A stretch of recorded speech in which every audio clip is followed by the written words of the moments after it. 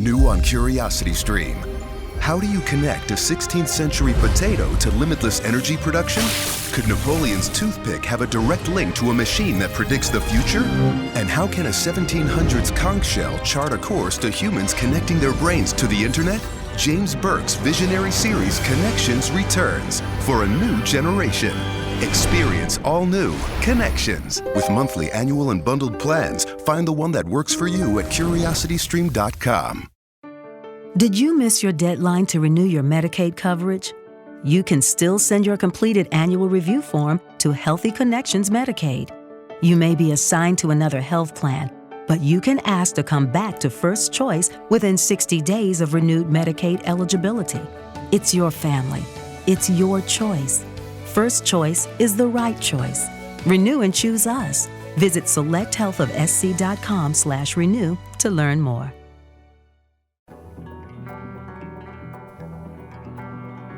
Welcome to Pretty Lies and Alibis. Join us as we seek the truth and travel the long road to justice. Hey everybody, welcome to another episode of Pretty Lies and Alibis. I'm Gigi Fruit Loop. What you know? We were just talking, this weather is crazy. It's crazy. It's like 65 degrees today. I'm not complaining. But well, we had a storm. Sometime a storm last night. A power blink like 5 times. Really? I was sound asleep. I have no clue. We were making cookies and it's like you couldn't see your hand in front of your face. Really? No. Oh yeah, it was dark. But I was asleep by like 10:30, so you know how I am. Yeah. I go to bed early. So we want to say a big thank you to Catherine for the PayPal donation. We really appreciate it, and we will put it to good use. Thanks, Catherine. And also a big thank you to our sponsor, Too Cool T-Shirt Quilts. You can go to toocooltshirtquilts.com/pretty lies and alibis. Get yourself a quilt, pillow, all kinds of cool things you can do with like hats and jerseys and t-shirts you're not using. So today is Summer Wells' 6th birthday. And I haven't looked yet, but her parents have put out a video today. I just tweeted it out, put it on our Facebook. But she's been missing since June 15th. And I have to tell you, I haven't seen very much about this case. It seems to have gone cold. Yeah. Yep. I don't know. That's just one of those. I know that a lot of people feel like the parents are responsible. I don't know enough. I haven't followed it closely enough to really have an opinion, but regardless, little lady is 6 today. So hopefully we'll hear something soon. So we're doing this early today. You've got a busy afternoon. I'm taking my daughter, my youngest, out shopping, and I'm gonna surprise her at her favorite little restaurant. Just little girl's day. We just took little Atticus out to lunch for pizza, which is his favorite. I'm gonna tell you, I don't know who puts them video games in there, but I think that should be behind closed doors where the kids can't see it. Oh yeah, because they cost, right? He's only 2, and it was a nightmare. Yeah, I know how that goes. I'm glad to be out of the toddler phase. Yeah. I miss it sometimes, but most of the time I don't. Yeah. Yeah. All right. So we're going to pick back up on this arrest affidavit. And we left off last night talking about Jeff, her lovers, being cleared. He submitted DNA evidence, all that stuff. So they very quickly realized he had nothing to do with her disappearance. So we're going to talk about Barry's initial statements from May 2020 up to July 2020, because they change over time. Yeah. And they so change by what evidence they have. Well, yeah. And investigators noticed that really early on, that as they gave him little pieces, his story would change to accommodate that. And obviously this is why, he has been charged. So the Colorado Bureau of Investigations agents, Cahill and Burgess, they interview Barry, and he asked consistently throughout the interview why he hasn't been cleared as a suspect. Now, as we go through this arrest affidavit in future episodes, I mean, he asks this almost every time they interview him.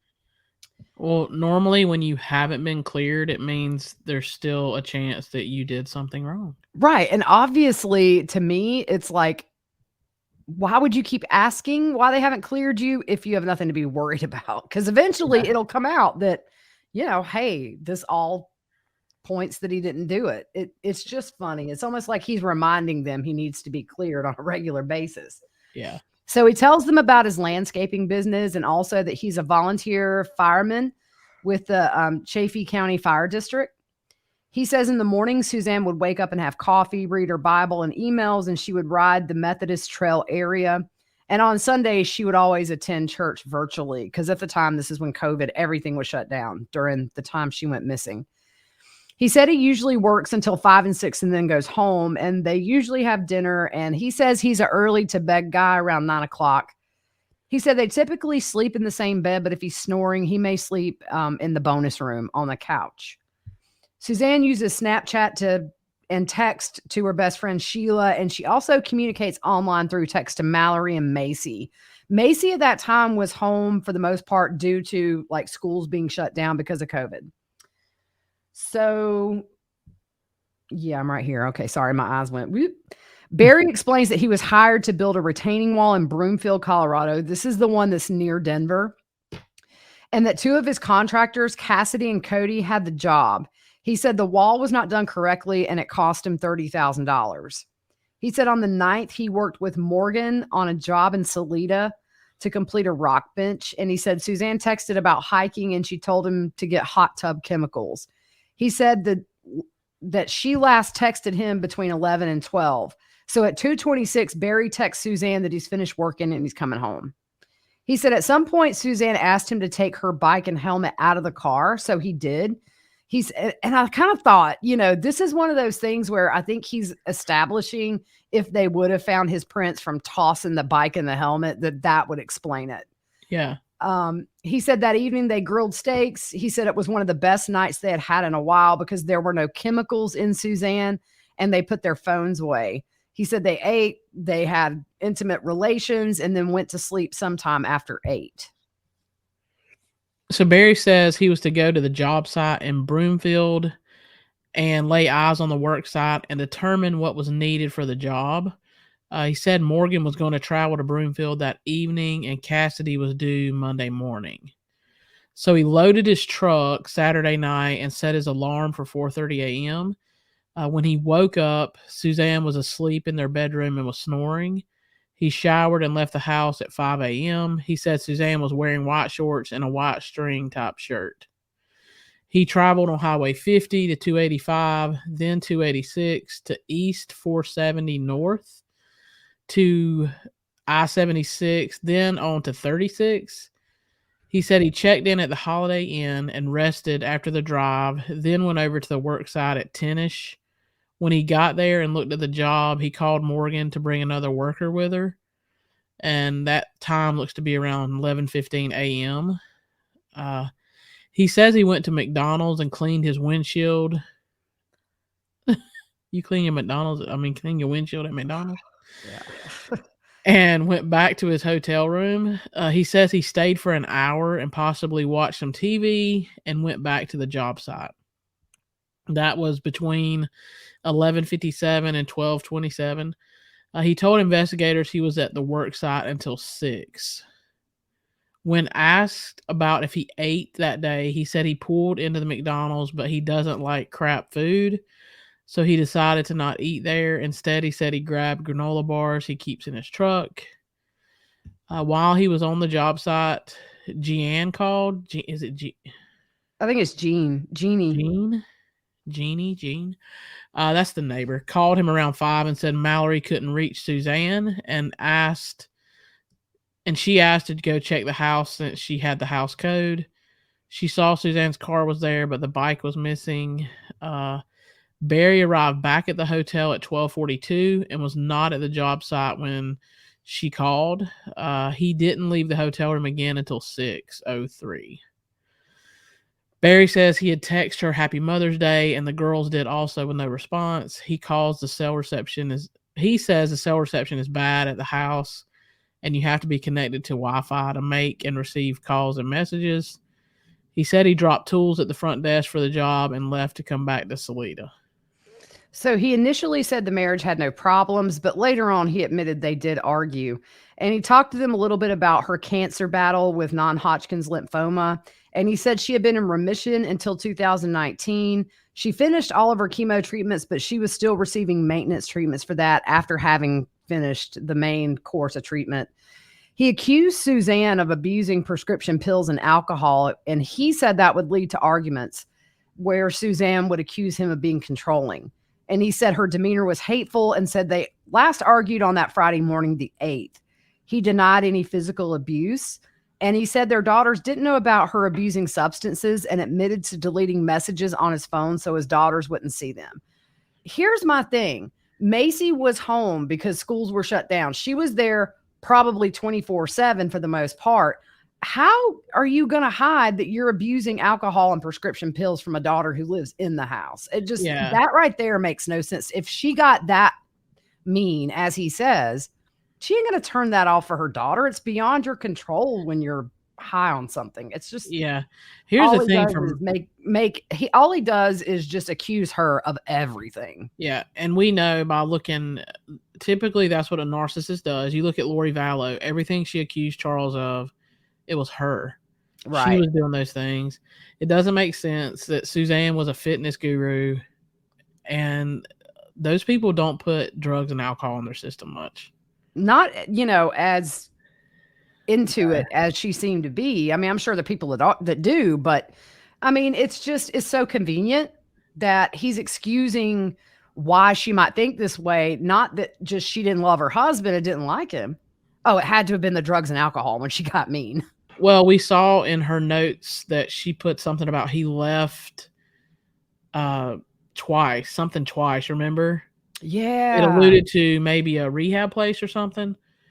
Mm-hmm. You remember we read through it the other day. Yeah, I'll have to go back and look. Twice. Yeah. So to me, that sounds like him.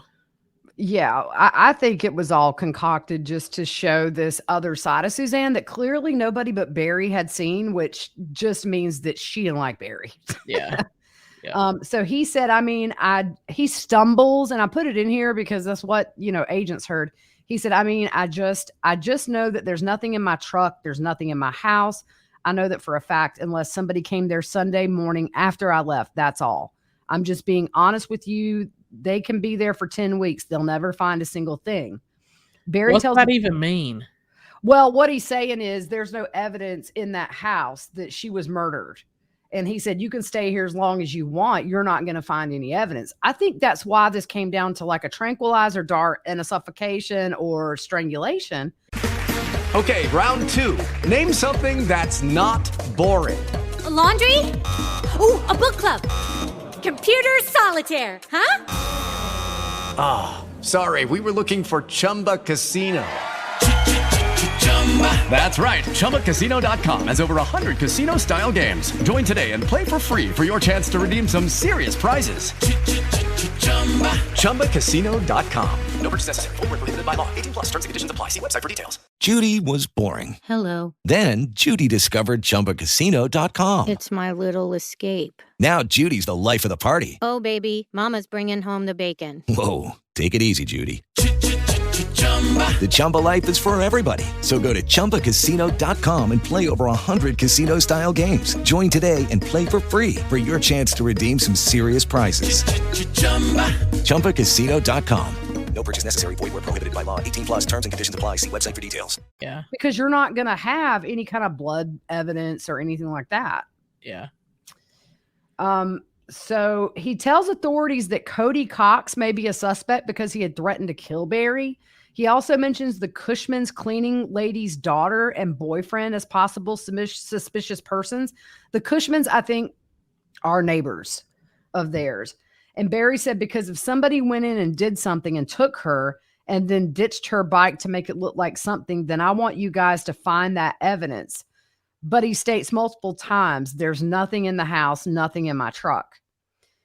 And why do you keep saying that? Like, because he's trying to convince them of it. Yeah. He says this multiple times throughout different interviews. It's like, a kid will tell you something 10 times until they kind of get the answer they want. Well, Barry, the answer he wanted was to hear you're cleared.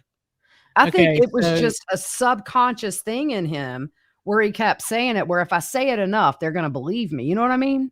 yeah. So That's if you have to say right. multiple times, "There's nothing in my truck," there's Right. probably something in your truck. Somebody who's not guilty says, I'll sit and talk to you till the cows come home. And Yeah, I'm not going to remind you there's no evidence in my house because clearly, if you look, you know what I'm saying? There's yeah, just, yeah, there's a difference in being innocent and trying to convince somebody you're innocent. And it's really yeah, obvious when you do the latter. yep, So he said that Suzanne would get so angry sometimes and even hateful, which is not her. Barry stated during these arguments, Suzanne had said, I'm going to leave you. I'm going to divorce you. And he said she doesn't mean it. I know she doesn't mean it, but in that state of mind, she did.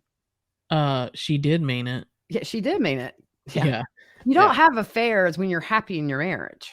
yeah, That's what he couldn't swallow. At this point, he didn't know about the affair. But boy, later on, when he does find out about it, there's a turn in him and how he talks about her. yeah. But he was having affairs as well, so, Right. Yeah. yeah, no. It's one of those do as I say, not as I do. Right. Yeah. So Barry was asked about working on Mother's Day, and he said it's Mother's Day. It's not like it's Husband Day. That would be Father's Day. Right. Right. Yeah. Yeah. And that would be just rude to say. I mean, Yeah. Like, does he mother realize of your, that? Like, there is a Father's Day. yeah, but that's the mother Yeah. of your kids. It's, Yeah. you know what I'm saying? Yeah. It's just, Yeah. it's like, well, that's not my holiday, so I don't care about it. Yeah, exactly. So he said he didn't feel bad leaving her that day because he thought the girls were due home around lunchtime. When asked about Mallory's bed being stripped, he said he hadn't been in there and asked if the whole bedding was off. Barry was asked to take a polygraph and he declined, saying he didn't want to do anything that wasn't 100% accurate, but he would think about it. He also said they weren't admissible in court. When asked about the scratches on his arm, he said, yeah, like that from a tree and when we were hiking in the mountains. You did really good with that broken See, speech. that was pretty good. That was But pretty you good. see, it's like these little things where he didn't think they might ask him about that. It's like, you know what I'm saying? Yeah. You see the struggle.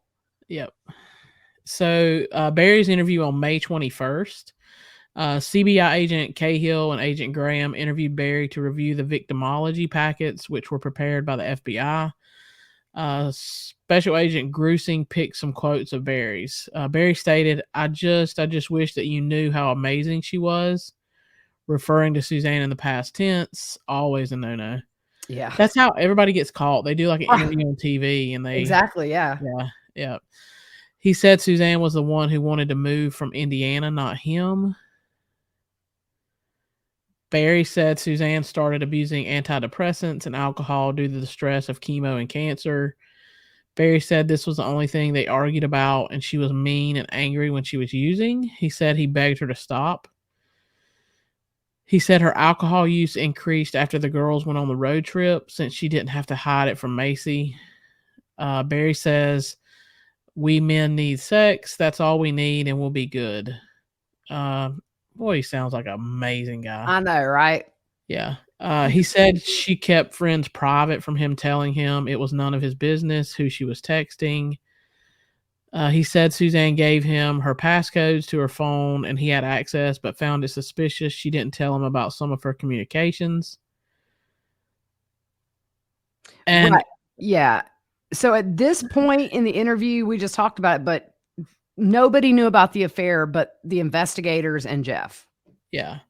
So he said he would give her $300 to $400 a week for spending, and she never went to the ATM. He said, I'm the ATM. Barry said on May 9th, the day she disappeared, he cooked her breakfast. She thanked him and gave him a kiss goodbye, and everything was great. Barry said he told her he would be home soon and maybe they could go hiking or ride bikes. He said after he got home and grilled steaks, he didn't leave the house again that day. He said they laid out in the sun together and they ate soup she had made. He said he left his phone alone because he wanted to have a nice evening with his wife. He said that Suzanne talked about buying a house in town for $800,000, and he didn't think that she was on her phone that night. Agents ask if he set his alarm for 4:30, and Barry says he woke up on his own and not by the alarm. So at 3:25 a.m., they know due to the truck that his doors were opening and closing a lot. I think there were like 80 something things that happened with that truck in the telematics. And her phone, we know this, but it pings again near Poncha Springs for the last time near 423, which is in the general area that helmet was found. So you can see what happens. He gets up, ditches the helmet. That explains going to Garfield and turning around. It wasn't no elk. Yeah. And so when asked why he answered on the questionnaire why sex was the number one reason Suzanne may have been taken, he said, because my wife is beautiful. And that's my nightmare right now. If somebody's got her and sexually abusing her right now as we speak. When told about the chlorine smell in his room, Barry said he didn't know why. Maybe they were using that to clean due to COVID. They asked why he didn't pick up Morgan as they had agreed to on Sunday to ride to that Broomfield job. And he said because she was a smoker and he told her to drive her car. And originally the plan was for her to follow him, but clearly that didn't happen. So they interview him again on May 28th, and he was asked about the tranquilizer darts in the house. And he said the darts' purpose was to tranquilize bucks to cut their horns off and sell them.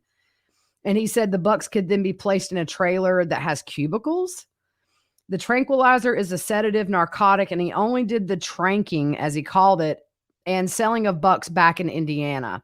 He said he had not used the tranquilizer or darts in Colorado. And that's a big deal because it wasn't until like 9 months later when they interviewed him that the chipmunk story came up with the tranquilizer darts. And then he's like, you'll find them all over because I'm always shooting at chipmunks. So you see in that first few interviews, I haven't even used the gun. And oh yeah. So you found the dart. Now I've been using it.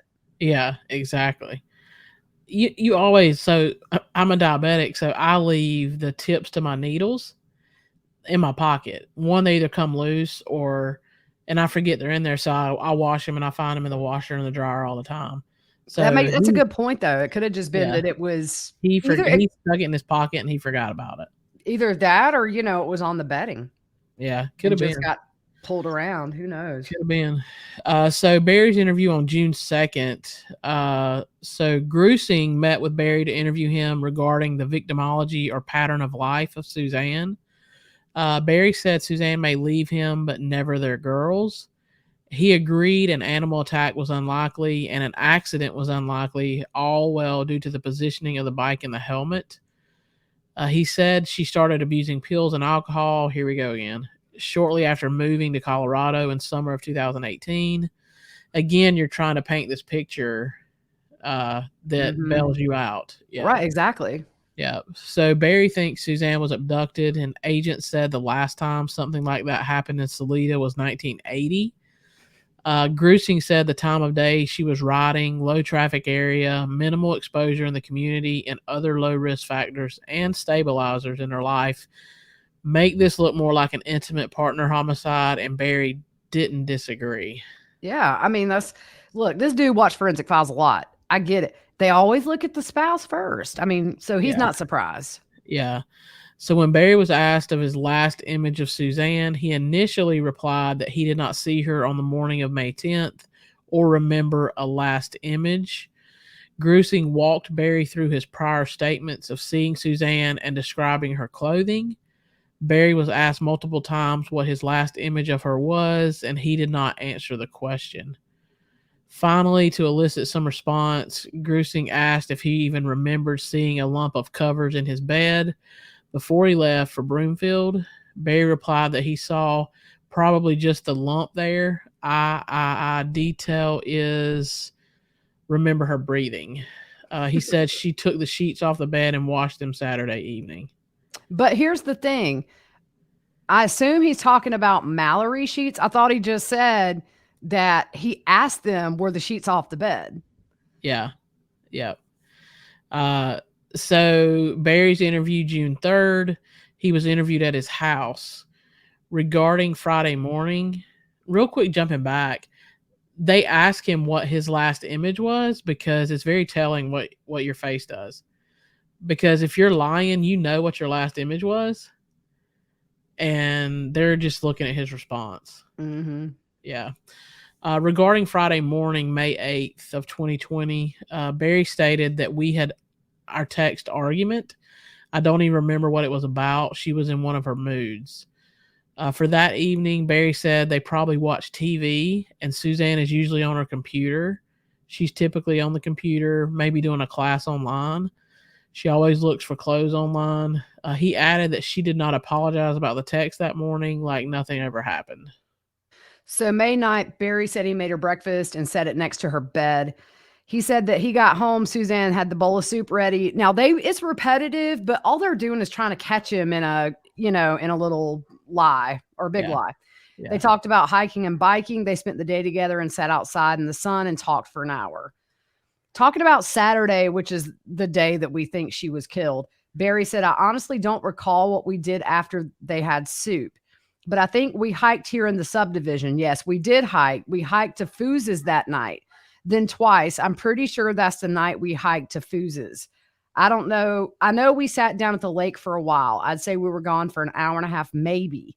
He added it was actually a good day. She didn't drink at all. It was a normal afternoon. He said they would have gotten back to the house around 3 or 4. And Suzanne said she would make potatoes for dinner. He said he would marinate the steaks, and he thinks he was tinkering around in the garage, just killing time. He thinks Suzanne was doing Mallory sheets, and he said her bed was a free-for-all while he was in the garage. That evening, he said, just had a wonderful evening. She was perfectly fine because there was no alcohol in her. He said again that he had asked her not to drink that night. And he said after dinner, Suzanne did the dishes and went back. He went back into the garage and was fixing the pin on his Bobcat. And he says, I think I recall seeing 4:15-ish when I got up, knowing that, hey, if I leave at 5, I'll get there at 8. He said, I probably got up, took a shower, and put my clothes on. He said Suzanne was naked the last time he saw her, so he did not know what she was last wearing, meaning that the night before, I guess he's saying that. When asked about Sunday morning, he says he decided against McDonald's and went to a gas station to get a granola bar. Originally, he said he kept them in his truck. Yeah, and originally he said she was wearing white shorts and a white top or something, string top or something. Yeah, and we'll do these next 2 days because they're pretty short, and then we'll wrap it up here.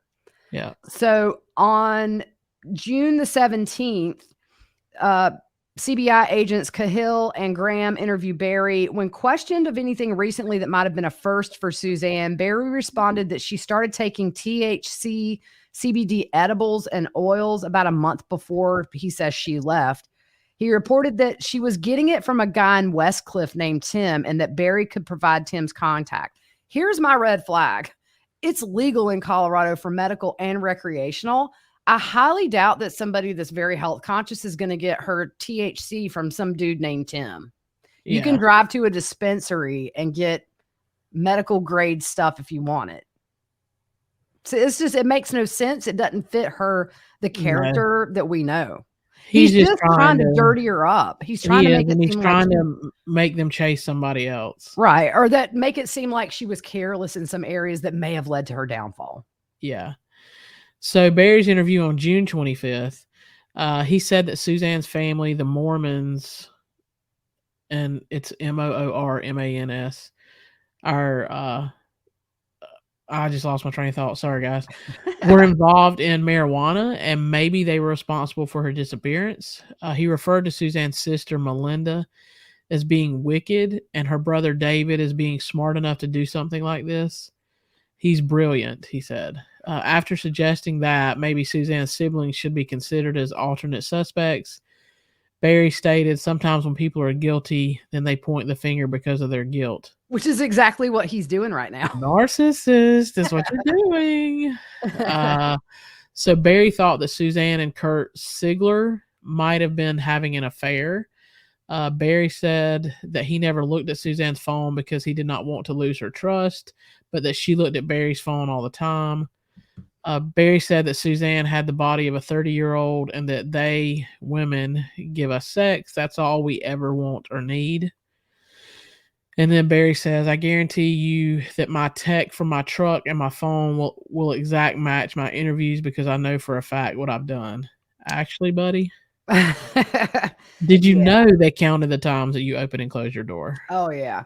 So we'll stop here, and the next couple of episodes, we're going to probably try to wrap this up. There's a case that we're going to cover starting on Tuesday, and it is a case where a retired police chief was in a movie theater, had a confrontation with somebody who was texting in the theater, ended up shooting and killing the guy. His name is Curtis Reeves. This is an 8-year-old case. This is how long this case has taken to get to trial. But so I asked a lot of Twitter users. They just want us to cover trial. So we're going to do that Tuesday. Not sure if we'll be completely finished with this, but we'll kind of throw these in when we can with this affidavit. It's kind of a little bit of old news now, but we're trying to catch up because he's going to trial this year. So we want to cover that and get all this established. But hope you guys have a great evening, and we will see you soon.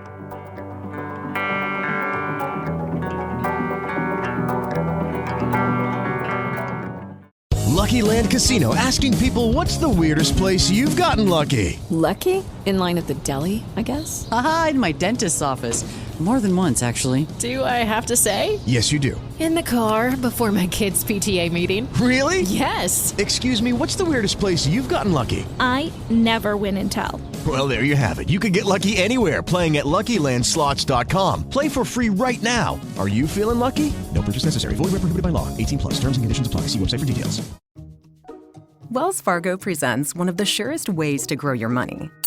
A Wells Fargo CD account, where you can earn a 5.00% annual percentage yield on an 11-month term with a minimum opening deposit of $5,000. Visit a Wells Fargo branch or wellsfargo.com/CD rates to open a CD account and start growing your savings with us.